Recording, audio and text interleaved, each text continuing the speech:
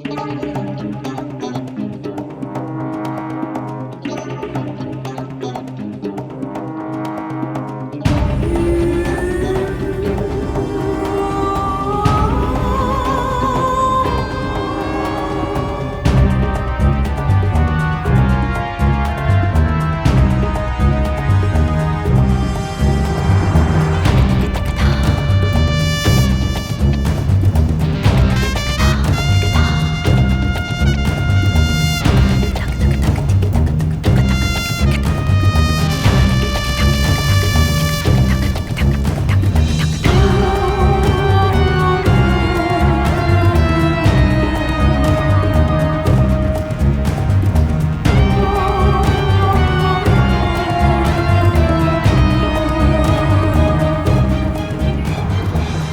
question he put to me is, what will a lady do in forensic?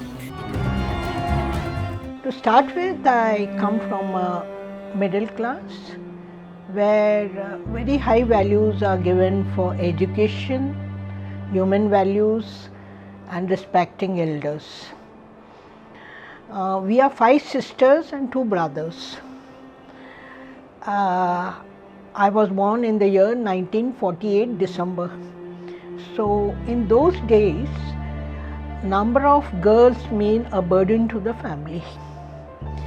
I was the 5th girl of the family. Of course, the younger brother was the second brother. So when I was born, it seems my mother was said, "Oh, another girl, a burden for you." So when I grew up, I often heard a girl is a burden to the family. So when I came to my senses little, I asked my mother, why do they say this? So my mother answered me, because all the jobs cannot be done by a girl, and mostly because of that they say it. But I'm sure none of y'all are going to be like that, and especially you will be doing all type of jobs. So then onward I had started seeing that I will do much more than my brothers do. So that part was what has engraved into my brain, that there should not be any distinction between a girl and a boy. So from the childhood, I have been a very happy-go child, trying to help people, and equality, all these was engraved in me. After completing her MSc, Dr. Rukmani received 3 appointment letters. One was for the post of a college lecturer, one for a permanent clerical post at the Reserve Bank of India, considered a very high-profile job during those days, and the third for a forensic laboratories Class 2 post through the public services. Dr. Rukmani chose forensics. My brother, elder brother, who is just like my guru, he said that after coming in merit, I should not go in for a non-scientific line and join forensic laboratory. So he brought me to the lab, and very surprisingly, when I came to the lab, I found the immediate boss of mine was from also Nagpur, and he knew that I had 2 more appointments in my hand. The question he put to me is, what will a lady do in forensic? That was the turning point for me. Otherwise, even I was thinking, why not take up the job at Nagpur rather than coming here and staying with a cousin, and how it would go out. Bombay in those days were like, very big city for people who have resided in Nagpur. But that sentence, what will a lady do in forensic, was the point. I thank him right now, because of his taunt, I joined forensic. So then onward, I always took whatever I can do, the maximum I have to prove myself, because I've taken a challenge of what a lady can do in forensic. I joined forensic. It's a man-oriented field. Hardly anyone knew what was forensic in those days. So it was real challenge how to go about with and all. Right after joining the Directorate of Forensic Science Laboratories in 1976, there was a shocking incident that occurred where people were charred to death in a burning train in the Thane, Bombay suburban near Matunga station. Dr. Rukmani faced a lot of discrimination as she was working on this case due to her gender, as there were no women forensic scientists back then. So for this scene crime, it was in my division, which is known as a chemical or analytical division. But they said, she being lady, she will work in lab and the other persons will go. So that hurt me so badly. I went to the director, showed the appointment letter. In the appointment letter, you have the job is visit scene crime, collect sample from the scene crime and do the analysis.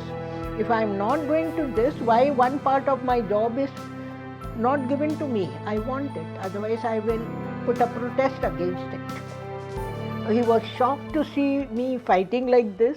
Then he said, okay, you come with me. Kerosene residues are found. Let us see how it does not repeat again. So let us inform the authorities they should ban taking any inflammable in public transport like auto, taxi or train or bus. So this was done. So I was so happy that just on joining I could contribute something and something to the society. Dr. Rukmani Krishnamurthy was part of the United Nations Drug Control Program, where through the UN Fellowship, she stayed for 6 months and worked on traces of drugs that can be found in biological material like urine and blood. Her work impressed the chief of the United Nations Drug Control Program. When she returned to India, she was gifted with rupees 1 crore worth of instruments free of cost for the Indian laboratory. This thing, after my marriage, I have my daughter and my son. And when I went to Singapore, my son was hardly 7 years and my daughter was just 11 years. So I was scared how are they going to manage. So my husband has very clearly said he doesn't want any cook or anyone in the house. They will manage themselves. In this process, he taught my daughter and son to do something for themselves, how to handle things, go to vegetable market and get vegetables, cook at home little and do dosas and whatnot. So I was so happy that they were independent and managing themselves, though I miss them a lot. The 1993 terrorist bombings that took place in 12 locations in Mumbai saw the entire forensics team working for 3 months, collecting samples from every place, connecting the dots, doing analysis and giving time-targeted quality reports. The analysis results were at par with Interpol. This was appreciated, journals were published, and Dr. Rukmani Krishnamurthy was invited to give lectures in France, Hong Kong, China, the UK, the US, and across the globe. Then onward, there were many other terrorist attacks and cases of explosion which I handled, like twin blast. Then the train, at a time, about 7 places explosion has occurred. Then you have last one, which is this Taj attack of 2011. So explosive have been a very big area which I had handled. Many type of high profile explosive cases, used the latest technology, and most of these cases which we have been done have been appreciated at international forum. Like you must aware about that 26/11 attack which happened on Mumbai. So it was a big challenge to prove in international court. So first time in India there were some techniques which was implemented to find the connection link between these terrorists and the evidences which were recovered from the scene of crime. Apart from that, even in and the modernization of those forensic test and examination was done by Krishnamurthy madam. So she was a great asset for Maharashtra and for country, for development and strengthening of forensic science in India. Madam visited 7 countries as guest speaker at international forensic conferences, bagged several awards for her forensic analysis, and also received a letter of appreciation from the Maharashtra government, being the senior most female forensic scientist in the country. Madam is a brave, fearless woman with tremendous passion and enthusiasm for her work. I would like to share a very personal event that I had experienced, and there were a lot of learnings in this event. There was a fire incident, and this fire incident had taken place, I think, on 12th or 13th floor of the building. And because of the fire incident, the entire lifts and everything were closed down. So it's a huge task, and we had already given up in terms of how do you reach up, who will climb all these 12, 13 floors and reach and do again the investigation. And that's where what I had seen was ma'am climbing up on stairs in, she is the one who is guiding us, or rather she is the one who has already reached on 12th and 13th floor, and we are just craving her. And I mean, it was a kind of eye-opener for me to think like, why am I giving up? Media outlets disseminate information to the public, which often project such information as hard facts. Nowadays, the OTT platforms wishing to project actual crime scenes are seeking the expertise of Dr. Rukmani Krishnamurthy. Like Sacred Games, they appointed as a technical advisor forensic team.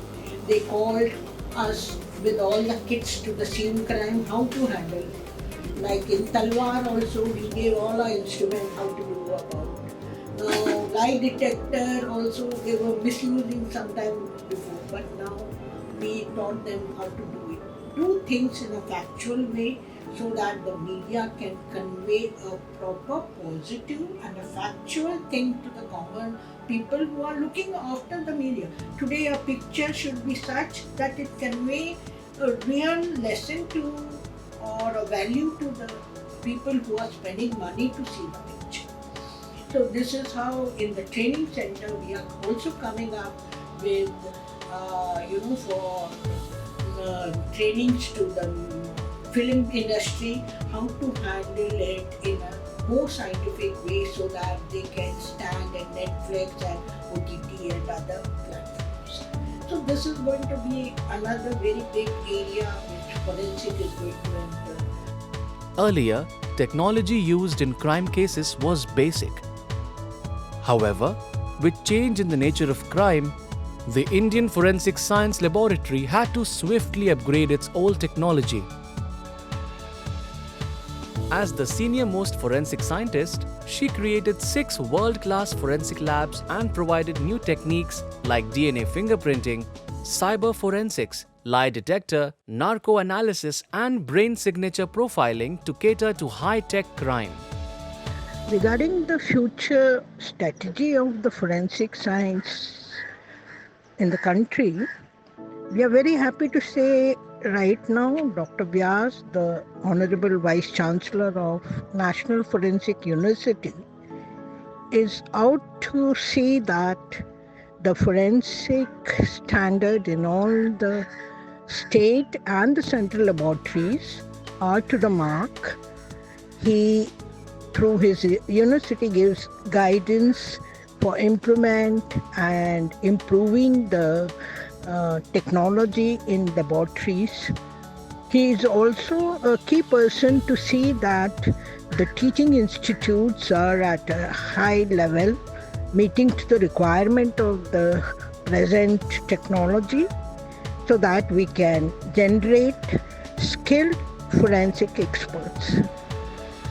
So, looking to all this year, Government of India has presented him with the Padma Shri award, the highest award of our country. And we at Helik are very happy to say that we are closely associated with the National Forensic University, and very soon likely to bring a training center wherein all the investigating people, agency involved like income tax, GST, ED, EOW and all will be trained in an authentic way in this training center, which is likely to come in Mumbai. It would be the National Forensic Science Training and Research Center in collaboration with Helik. It will also give training to the corporate, public sector like bank, insurance and other people. And we are also likely to cover all other small and medium industry wherein in-house threat can be dealt with, and also preventive measures can be taken so that such fraud does not happen frequently. Crimes of economic type, which is of huge frauds and all, they require a lot of digital analysis, equipment, expertise for training and research and development of all the equipment and software used in forensic to come under the Make in India project. So this will be one of the targets which we are looking forward to, where the latest equipments can also be made in India so that we don't spend so heavily in purchasing such digital devices and upgrading them every year with huge amount of money. During her stint as the FSL director, Dr. Krishnamurthy helped crack many high-profile crime cases like Neeraj Grover murder case, the Pramod Mahajan murder case, visited national-level crime scenes like 1993 Mumbai blast case, Telgi stamp scam cases, blast cases at Ghatkopar, Mulund, twin blast at Gateway and Zaveri Bazaar, 11/7, etc. But the one sensitive topic she found the most heinous and which caused her a lot of pain were the cases of women being burnt alive. One such case that haunted her was that of an MLA who, because of some political issue, poured kerosene on his wife, locked her in a room and burnt her alive. Usually found. In this particular case, we got the ashes, but we did not get any kerosene residue. So we gave the report like this.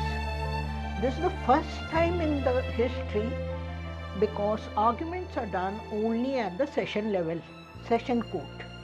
But this being a high profile case, we have given a very exclusive type of report saying totally the ash does not contain any petroleum hydrocarbon, but it cannot be ruled out that inflammable was used to make such a fire.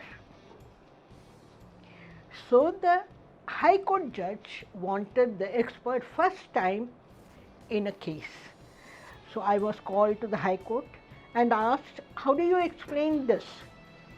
So then I gave them complete explanation, what is kerosene, why in a high flame when the temperature reaches, because few of the ornaments were in the melted condition. An ornament being melted means more than 800 degrees centigrade has reached, because there was no cooling way, the room was closed, complete thing were burned to ashes, the skin and all are, which normally at 100, 200 degree one gets that, but metallic getting melted or to this molten level, anything above 800 must have reached. At that level, no kerosene residue will be found. So, but it cannot be ruled out that inflammable was not used in this particular event. So the judge was so happy. Then onward, they used to call me terror in the court, and it became so that they started taking information from me rather than summoning me. So I'm so happy, standing strong at every level, young person in the court, going to a superior high court and facing all the defense, big lawyers, and giving such things. It's all the strength you develop and technology on which you are very strong. Protector TV salutes Dr. Rukmani Krishnamurthy for her excellent contribution in the field of forensic science.